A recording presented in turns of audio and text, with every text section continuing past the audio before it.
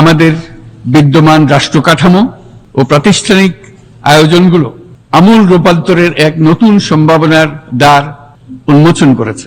আমাদের ছাত্র ও যুব সমাজের আন্দোলন প্রথম দিকে মূলত ছিল বৈষম্য বিরোধী আন্দোলন, পর্যায়ক্রমে তা গণ আন্দোলনের রূপ নিয়েছে। এরপর সারা পৃথিবী অবাক বিস্ময়ে দেখেছে কিভাবে সমগ্র বাংলাদেশের মানুষ একনায়কতন্ত্র, নিপীড়ন, বৈষম্য, অবিচার ও দুর্নীতির বিরুদ্ধে রাজপথ ও সামাজিক যোগাযোগের মাধ্যমে দৃঢ়ভাবে রুখে দাঁড়িয়েছিল।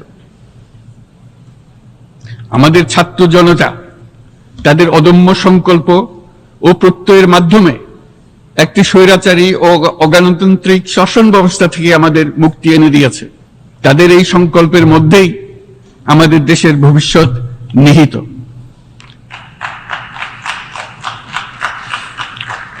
যা এই দেশকে বিশ্ব সম্প্রদায়ের মাঝে একটি দায়িত্বশীল জাতির মর্যাদায় উন্নত করবে বলে আমি বিশ্বাস করি। এই গণ আন্দোলন রাজনৈতিক অধিকার উন্নয়নের সুবিধা বঞ্চিত বাংলাদেশের আপামর জনসাধারণকে ঐক্যবদ্ধ করেছে।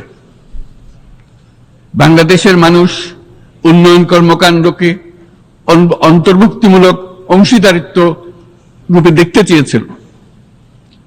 আমাদের জনগণ একটা ন্যায্য, অন্তর্ভুক্তিমূলক ও কার্যকর গণতন্ত্রের জন্য লড়াই করেছে, যার জন্য আমাদের নতুন প্রজন্ম জীবন উৎসর্গ করেছে।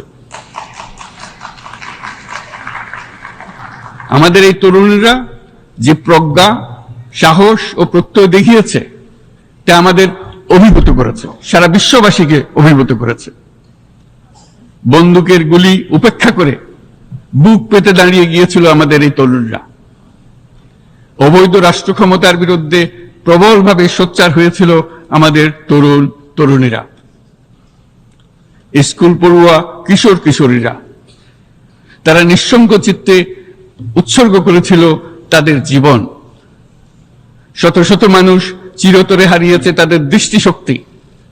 আমাদের মায়েরা, দিনমজুররা ও শহরের অগণিত মানুষ তাদের সন্তানদের কাঁধে কাঁধ মিলিয়ে নেমেছিল রাজপথে। তপ্ত রোদ, বৃষ্টি, মৃত্যু ভয়কে তোয়াক্কা না করে তারা সত্য ও ন্যায়সঙ্গত আকাঙ্ক্ষার বিরুদ্ধে দীর্ঘকালব্যাপী রাষ্ট্রযন্ত্রকে পরিচালনা করার অশুভ ষড়যন্ত্রকে পরাভূত করেছিল। জনগণের এই আন্দোলনে আমাদের জানা মতে প্রায় 800-এরও বেশি জীবন আমরা হারিয়েছি স্বৈরাচারী শক্তির হাতে। উদারনীতি, বহুত্ববাদ ও ধর্মনিরপেক্ষতার উপর মানুষের গভীর বিশ্বাস থেকেই বাংলাদেশ রাষ্ট্রের অভ্যুদয় হয়েছিল। 1971 সালে যে মূল্যবোধকে বুকে ধারণ করে আমাদের গণমানুষ যুদ্ধ করেছিল, সেই মূল্যবোধকে বহু বছর পরে আবার জেনারেশন জি, যে প্রজন্ম জি, নতুনভাবে আমাদেরকে দেখতে শিখিয়েছে। এরকমটি আমরা দেখেছিলাম 1952 সালের ভাষা আন্দোলনে, বাংলাকে মাতৃভাষা হিসেবে প্রতিষ্ঠার সময়। বাংলাদেশের এই অভ্যুত্থান আগামী দিনগুলোতে বিশ্বের বিভিন্ন প্রান্তে মানুষকে মুক্তি ও ন্যায় বিচারের পক্ষে দাঁড়াতে প্রেরণা যোগাবে।